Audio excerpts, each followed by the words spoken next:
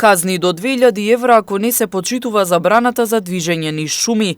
Министерството за земјоделство, шумарство и водостопанство ја воведува забраната поради како што велат зголемената опасност од појава на пожари на отворен простор.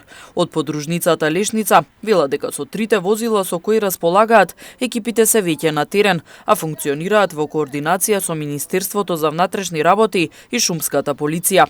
Исто така информираа дека од денес до вторник нема да издаваат никакви дозволи за движење во шумите и шумските земјишта, а од вторник пак ќе почнат со издавање на дозволи кои ќе бидат во време траење од 6 до 16 часот.